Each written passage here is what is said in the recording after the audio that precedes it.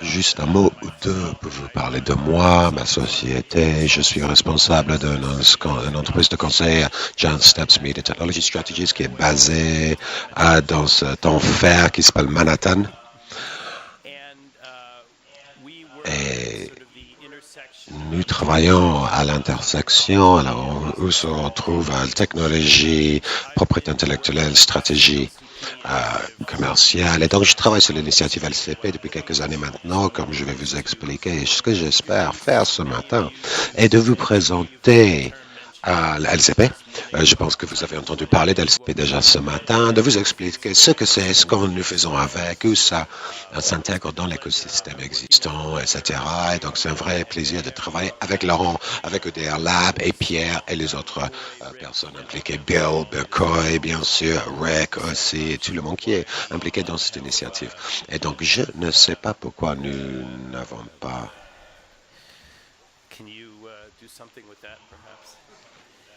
Vous pouvez faire quelque chose avec ça pour moi?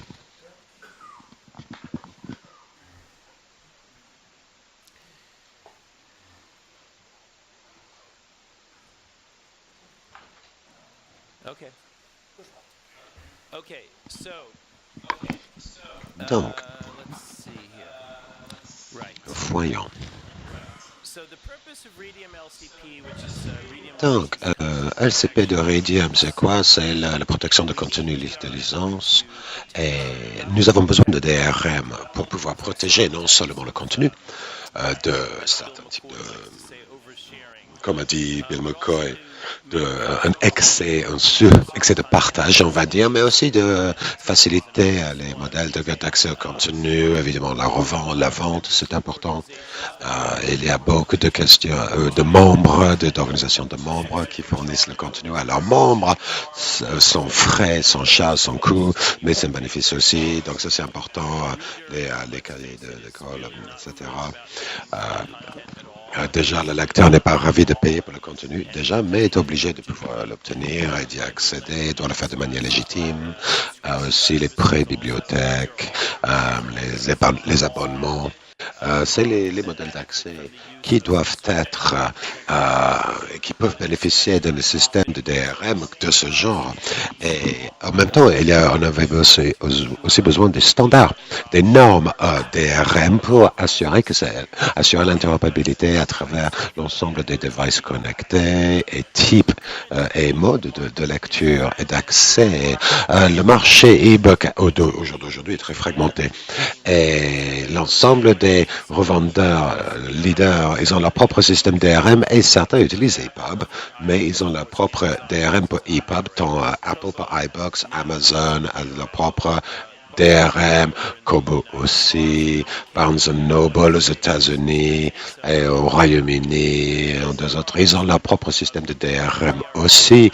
Et après, il y a des systèmes DRM indépendants qui sont disponibles. Probablement le mieux connu, c'est Adobe Content Server qui vient d'Adobe, évidemment. Il y a d'autres, il y a un DRM qui s'appelle VitalBooks. D'une société qui s'appelle VitalBooks, qui est utilisée essentiellement dans le secteur de l'éducation. Un autre nouveau, c'est Marlin qui vient d'Intertrust et Sony. Et Sony a une solution qui market en utilisant Marlin. Fasu qui vient de Corée, qui est très actif dans cette région. Et Marcani aussi, une société coréenne qui est utilisée dans le secteur des e-books aussi. Et ça, c'est juste quelques exemples, ce n'est pas tout. Donc, les genèses, d'où vient cette initiative? Comme a dit Laurent en 2012, dans le contexte de l'IDPF, et il y avait une évolution dans les conversations avec Bill McCoy autour de ce besoin d'avoir les normes interopérabilité avec EPUB. Et cette initiative a commencé au sein de l'IDPF, ensuite migré vers la fondation Radium et ensuite a été adoptée par EDR Lab comme l'entité qui travaille sur le lancement, sur le développement de cette technologie et le lancement auprès du marché. Ça, je vais vous en parler aussi de ce que ça signifie. Donc, le standard EPUB 2 ne contenait pas de DRM et ça a mené à une fragmentation du marché, comme je vous ai déjà dit. Et Il y a aussi des produits tiers qui existent et en plus de ce problème d'interopérabilité des systèmes DRM, il y avait aussi d'autres questions autour du marché avec ce système. Ça coûte pour implémenter le DRM, donc c'est un poids, c'est une charge et une charge de complexité aussi. Il y a des cas aussi où les revendeurs de ces technologies ont été peu stables, ils n'ont pas été solides, qui a réduit leur confiance dans leur système. Ça peut être très difficile à utiliser, à implémenter, nécessite beaucoup de développement technologique, informatique, par exemple. Donc, ce que nous essayons de faire, de réaliser ici, on essaie de développer un système DRM pour le système Iridium, avec le logiciel Iridium, qui est très simple et qui coûte pas cher, qui permet d'avoir une expérience très lisse, on va dire, de lecture, presque comme une expérience lecture sans DRM, en fait, qui permet à la lecture hors ligne, hors connexion. Il n'y a pas cet appel de ping aller-retour juste pour vérifier qu'il y a le DRM pour pouvoir lire un livre ou un document quand on veut le lire, pour permettre aussi l'interopérabilité entre les systèmes de lecture EPUB 3 et comme a dit Rick Wright aussi, de aussi permettre l'utilisation d'autres systèmes de DRM avec EPUB, avec Iridium, en essayant de réduire un maximum les silos ou ces jardins murés, comment dire. Et aussi de soutenir cet accès, ce modèle d'accès avec une distribution permanente, peu importe qu'on vend ou on donne le contenu. Aussi un système de distribution temporelle, donc comme un système d'abonnement, un système de bibliothèque de prêt avec une limite dans le temps.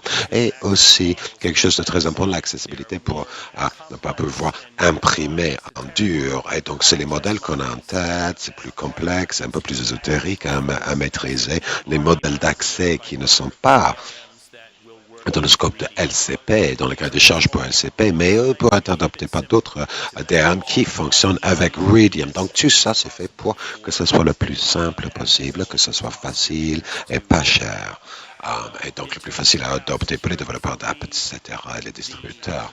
Et en ce qui concerne sa sécurité, c'est difficile de mesurer le niveau de sécurité des DRM, mais l'idée que nous avons, c'est que le niveau de sécurité soit comparable à des systèmes commerciaux de DRM qui existent au jour d'aujourd'hui pour que les éditeurs de contenu peuvent être à l'aise, confortables avec le niveau de sécurité. Et un objectif important que nous avons, c'est d'éliminer les dépendances des vendeurs commerciaux en ce qui concerne ces technologies. Et donc, il y a de nombreux composants qui constituent ces technologies. Si quelqu'un veut plus de détails, n'hésitez pas à venir me voir pendant les pauses et le pendant de cette conférence dans cette bibliothèque de librairie superbe où nous nous trouvons. J'aimerais tellement que mon français soit bon pour que je puisse passer plus de temps dans la librairie en bas. Bref, voici les composants. Il y a les cahiers de charge. Il y a un profil de cryptage qui contient les détails et comment les fonctions de cryptologie fonctionnent au sein de ce système, y compris des matériaux clés, etc. Il y a aussi un code open source pour le côté client, pour le côté serveur. Il y a des accords de licence pour l'implémentation des clients et aussi pour l'implémentation de serveurs. Et puis, il y a aussi les règles de robustesse. Et donc, certains parmi qui sont familiers avec DRM, vous vous demandez comment est-ce que vous pouvez avoir un DRM en open source? Comment est-ce que vous pouvez avoir le code open source et entretenir la sécurité? Mais bon, il y a le code et séparément, il y a ce qu'on appelle le système d'écho interopérable.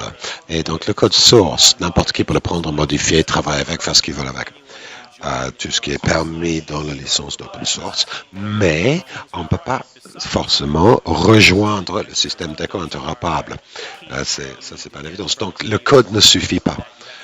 Pour faire partie du système ECHO, il faut des clés pour pouvoir les DEDR Lab qui doivent être gardées en secret avec un accord de licence qui oblige les certificats numériques cryptés qui doivent être maintenus et entretenus pour pouvoir participer.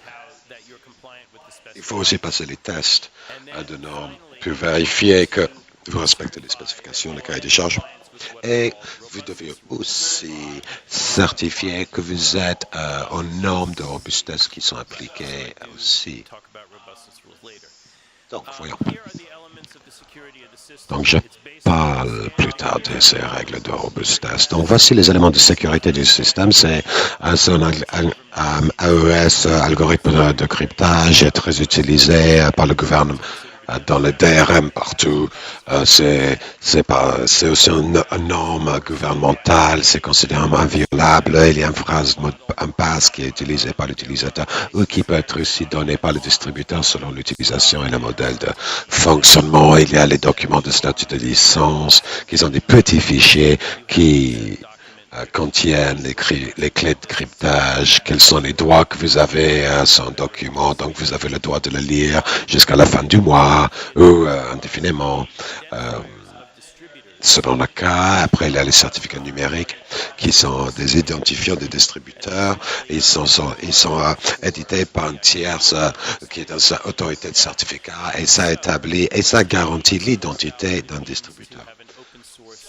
Et regardons maintenant cette question de qu'est-ce que ça signifie d'avoir un système DRM open source. C'est quelque chose qui a déjà été essayé plusieurs fois dans les dernières 10 années ou plus et franchement sans succès parce que on l'a essayé dans un vide.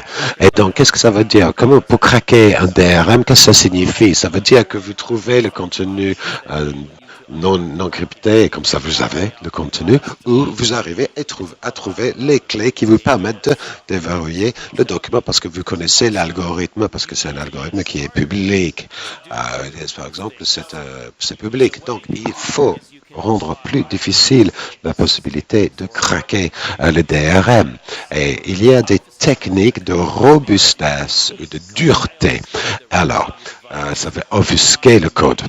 Donc, au moment de faire le rendement des codes, on ne peut pas facilement le mapper contre le code source, donc c'est très difficile de faire l'ingénierie reverse engineering, l'ingénierie en arrière. On peut aussi ajouter les gardiens, et ça c'est des apps qui vont identifier les attaques, on va dire.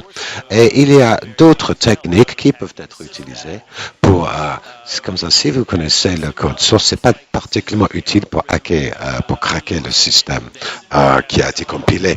Et si vous connaissez l'algorithme, mais vous connaissez pas les clés, c'est pareil, ça vous avance pas à craquer ce système. C'est analogue en fait.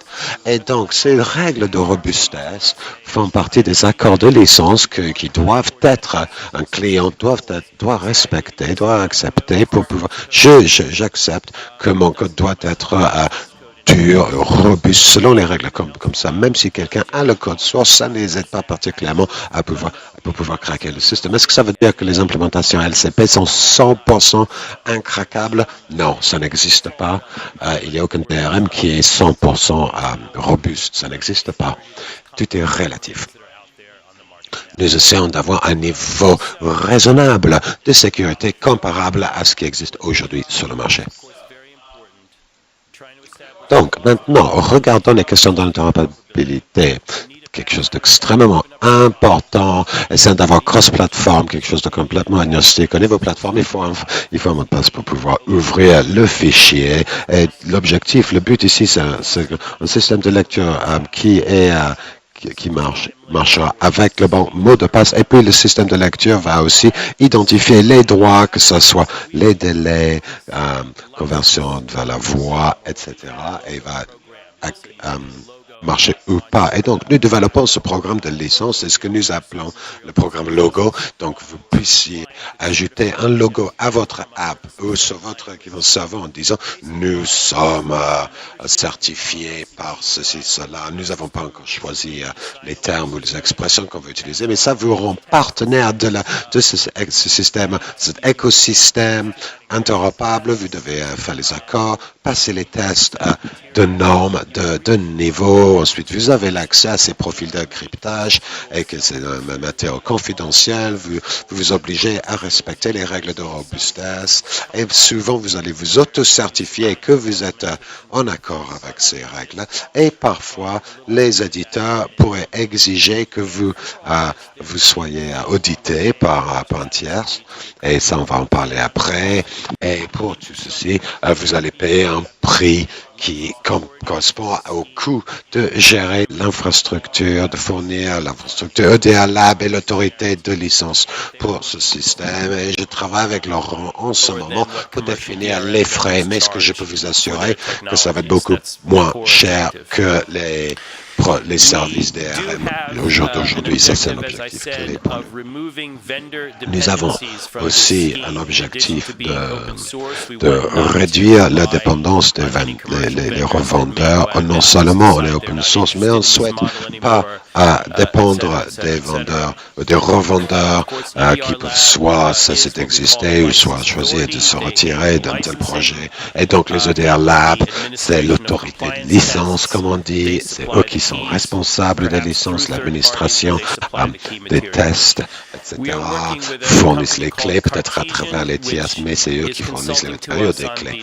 Et nous travaillons avec une entreprise qui s'appelle Cartesian, et eux, ils nous conseillent pour les règles de robustesse, et ils ont beaucoup d'expérience là-dedans. Ils viennent du monde de la télévision payante, où évidemment, la sécurité est une exigence absolument essentielle et clé, et ils sont disponibles pour auditer en tant qu'auditeur indépendant quand besoin. Et après le lancement de ce système DRM, l'autre, ce qu'il nous faut, c'est une autorité certificat qui va émettre ces certificats numériques et comme aux États-Unis, nous sommes allés direct à la source.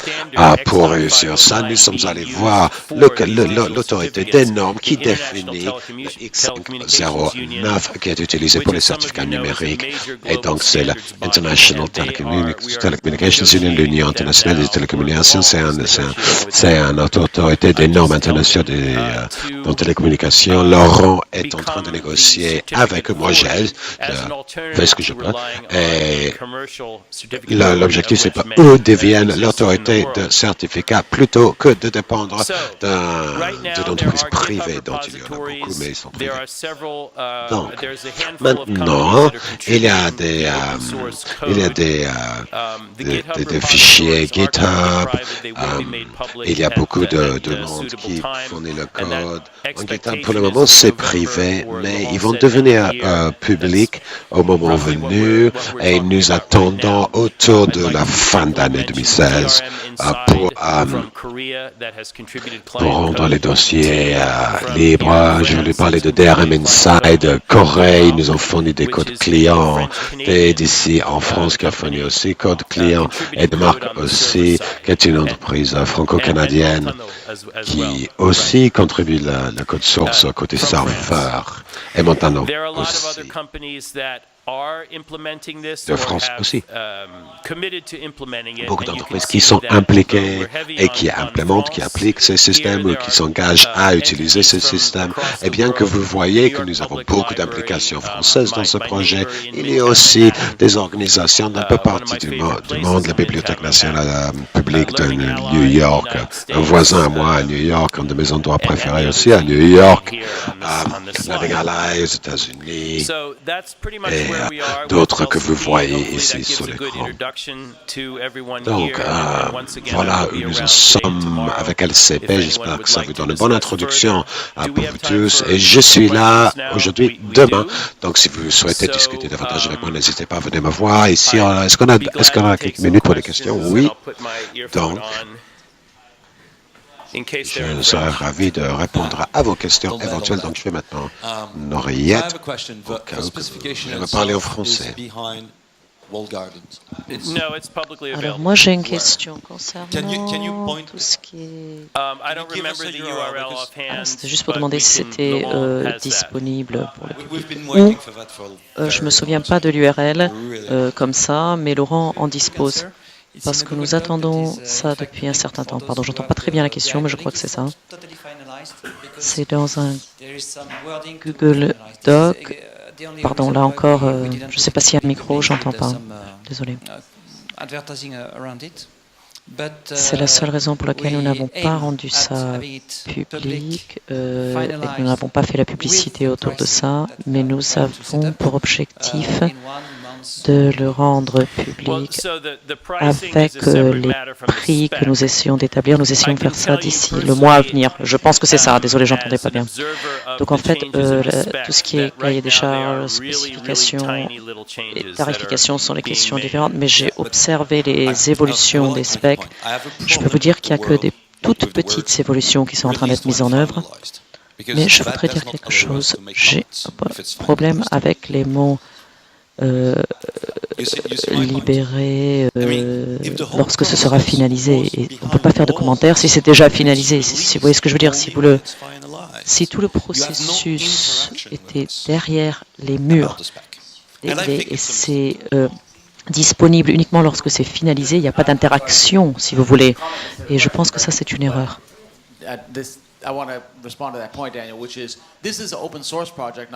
Pardon, je veux juste répondre sur ce point précis.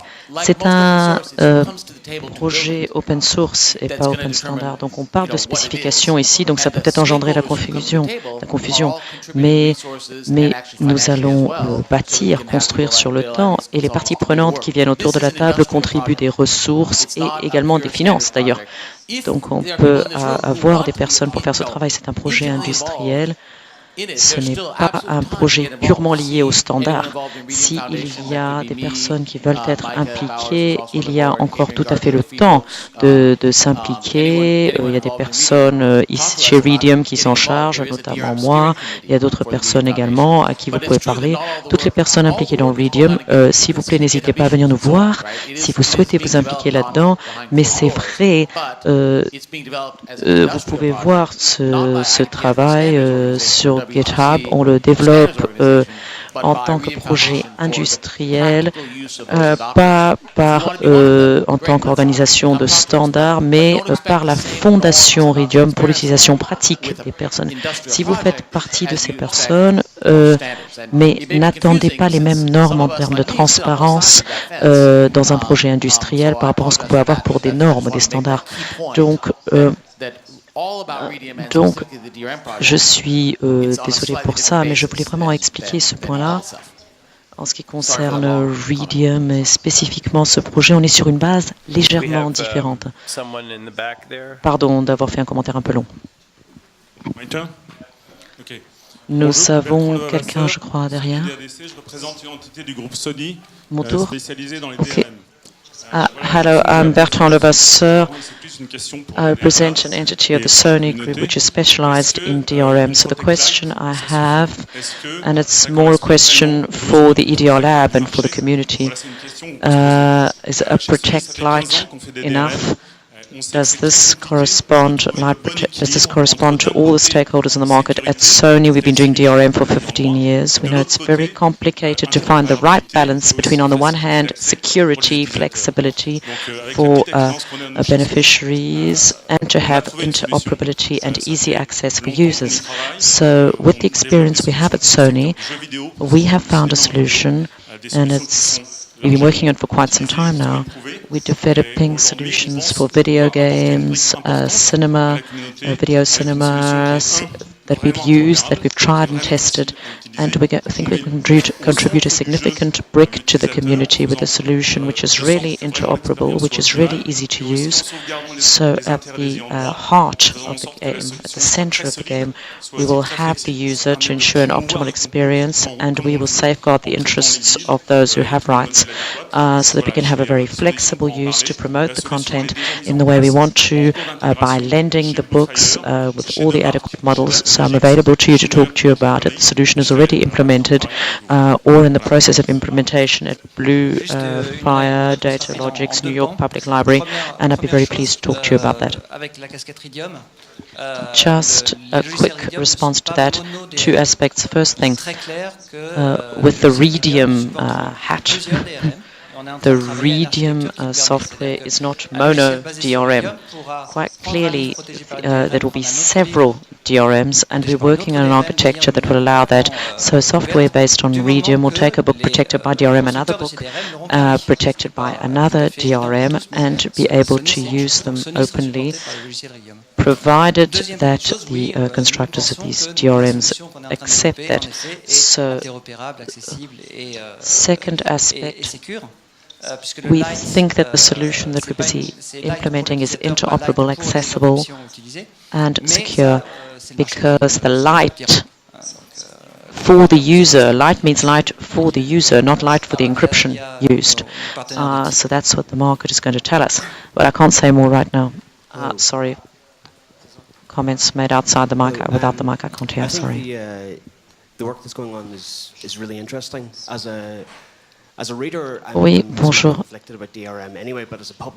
Je pense que le travail qui est en cours est très intéressant. En tant que lecteur, j'ai quelques conflits concernant DRM de toute façon, mais en tant qu'éditeur, bien sûr, ça a l'air très intéressant. Et ce qui me pose un problème ou un souci autour de la robustesse, c'est que nous avons une situation actuellement, que nous avons eu depuis longtemps, où les PDF peuvent être marqués comme non imprimables. Par exemple, si on a un PDF dans Acrobat, on dit qu'on ne peut pas l'imprimer, mais on peut installer d'autres readers PDF qui n'ont pas cet aspect-là, et donc on peut l'imprimer sous Chrome, par exemple. J'étais enseignant par le passé, on avait des ordinateurs qui ont été détruit parce que c'était pas ma décision, mais parce que il n'était pas sûr, il n'y avait pas de sécurité, on pouvait imprimer des PDF par exemple. Donc concernant la robustesse, comment on peut être sûr que quelqu'un n'arrivera pas et décider de faire un reader qui ignore ses caractéristiques, les caractéristiques qu'on peut mettre dans EPUB. Par exemple, vous avez parlé de la limitation dans le temps, qu'on ne peut pas partager excessivement. Comment on peut s'en assurer en tant qu'éditeur? Alors ça, c'est la différence entre le code et l'écosystème interopérable. Dans l'écosystème interopérable, ça vous donne l'accès à du matériel clé que ceux qui ne sont pas dans l'écosystème n'ont pas. Donc, si vous avez un document crypté avec des éléments clés que vous avez en tant que licencié, dans le cadre de votre adhésion à l'écosystème interopérable, vos documents ne peuvent être lus que par des appareils de lecture qui sont dans cet écosystème interopérable. Donc, quelqu'un qui a juste le code peut avoir un système DRM, peut mettre en œuvre un système DRM, mais sans certificat, sans la clé, le code secret, on ne peut pas décrypter ces documents. Est-ce qu'il va y avoir des hackers? Est-ce qu'il va y avoir? Bien sûr qu'il va y en avoir. Est-ce qu'il y en a sur les serveurs, sur le contenu? Bien sûr. Il y a des lois dans de nombreux pays qui font que le fait de hacker des DRM sont une violation des lois sur le droit d'auteur, copyright. C'est le cas dans l'Union européenne, c'est le cas aux États-Unis. Donc c'est un peu difficile de trouver les hacks, mais c'est en somme comme ça que le système va fonctionner. Est-ce que ça veut dire que le coût doit être très élevé pour essayer de décourager les personnes qui veulent juste bâtir leur propre reader qui peut le faire? Enfin, j'ai pas un problème avec le coût. Je sais qu'on n'a pas évoqué cette question de coût, mais si le coût va être le seul pare-feu en quelque sorte qui va empêcher les autres personnes de venir dans cet écosystème opérable, donc s'il y a un prix d'entrée qui empêche les gens de venir, est-ce que c'est suffisant? Est-ce qu'on n'a pas besoin d'avoir autre chose, d'autres procédures comme l'App Store où il faut être approuvé? Par exemple, vous avez parlé d'audit tout à l'heure. Est-ce qu'il faut mettre en œuvre ces principes-là? C'est une question très intéressante. C'est quelque chose que nous avons évoqué, nous en avons parlé. Il y a deux ensembles de choses. Alors, d'abord, parlons aux implémenteurs clients. Bluefire, par exemple, qui veut mettre en œuvre ces applications, les règles de conformité sont liées à conformité à la spécification. Donc, ceux qui utilisent votre application ont une garantie, comme quoi ils vont avoir une application qui fonctionne de la même manière que les autres applications qui sont conformes LCP, Rhedium, donc que la fonctionnalité est ce qu'elle doit être. Et ensuite, il y a une question de robustesse. Donc, dans un monde parfait de sécurité, tout le monde devrait avoir un audit par une entité tierce et d'avoir une approbation sur chaque application, chaque appareil qui utilise LCP. Est-ce que c'est pratique à mettre en œuvre? Non. Donc, ce que j'aime faire quand j'évalue ça, j'évalue ce que fait, je regarde ce que fait Hollywood. Hollywood, c'est une sorte d'étendard pour la sécurité. Quand on dépense 200 millions de dollars sur Batman versus Superman, eh bien, on va être sûr que le piratage du contenu n'est peut-être pas éliminé parce qu'on n'y arrive pas, mais au moins vraiment réduit le plus possible. Même les types de Hollywood ne demandent pas des audits tierces. Des audits tiers par des parties tierces. Donc, Microsoft, PayReady et les systèmes payants, en fait, ils ne demandent ce type d'audit seulement dans des situations spécifiques, par exemple, contenu HD, Early Window, donc, où le film vient de sortir et il est disponible sur des chaînes payantes, même si le film vient juste de sortir en salle. Donc, c'est ce genre de choses.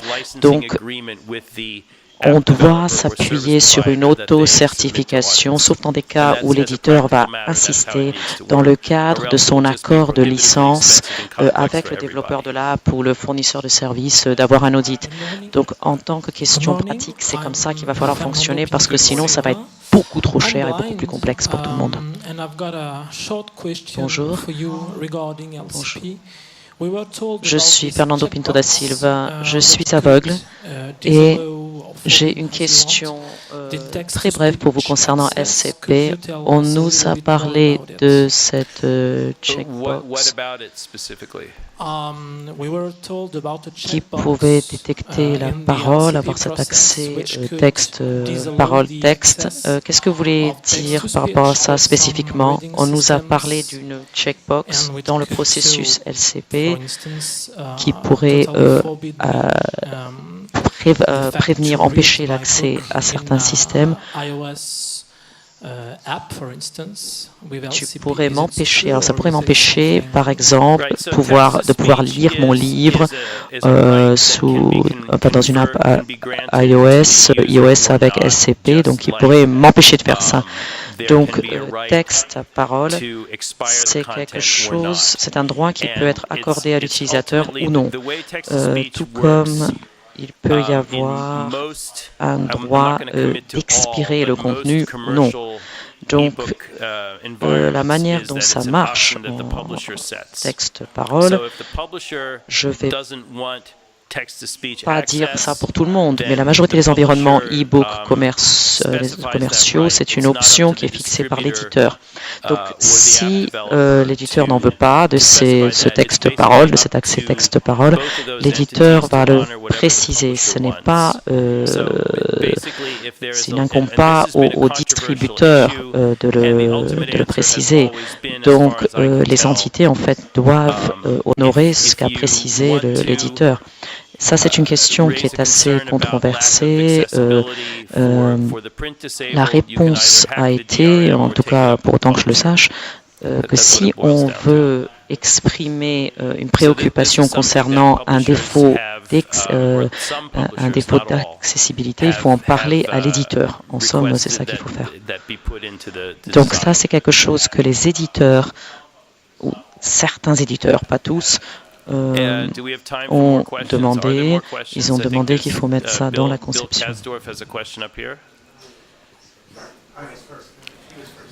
Est-ce qu'on a le temps de prendre d'autres questions? Y a-t-il d'autres questions? Je pense que Bill Kasdorf a une question ici.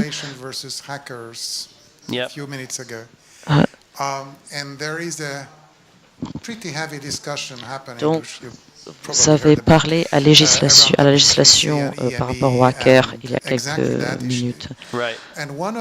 Et il y a une discussion en cours, un débat dont vous avez certainement entendu parler concernant précisément cette question.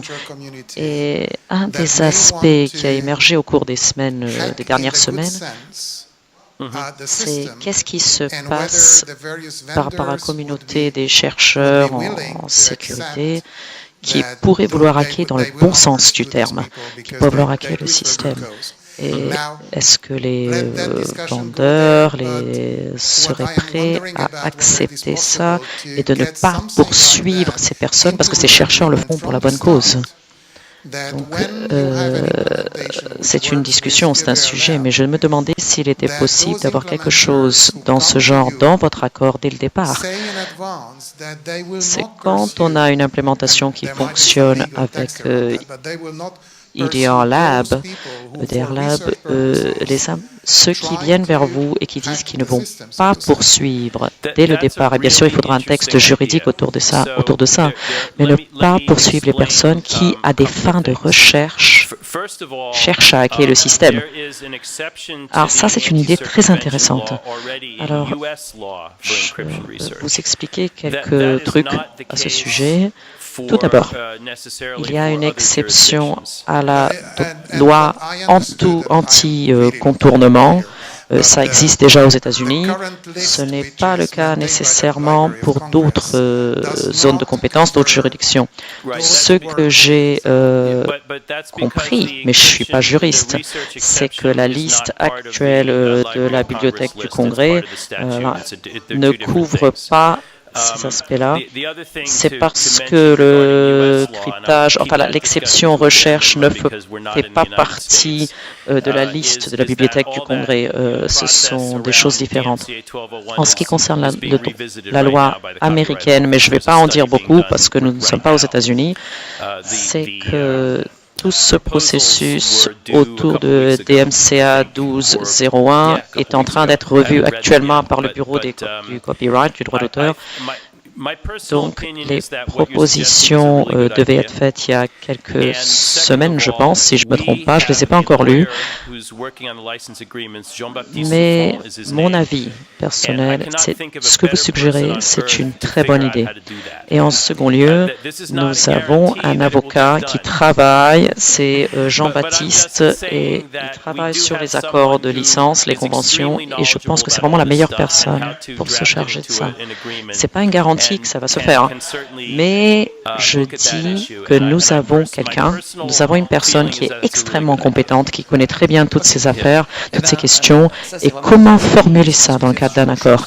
Et cette personne pourra vraiment examiner cette question, et je pense vraiment que c'est une très bonne idée. Il y a une directive européenne Merci. qui est aussi, un peu comme la directive américaine, permet de casser quelque chose pour des centres de recherche. Donc c'est une discussion qu'on pourra continuer tranquillement. Très bien. Je vous propose d'arrêter là.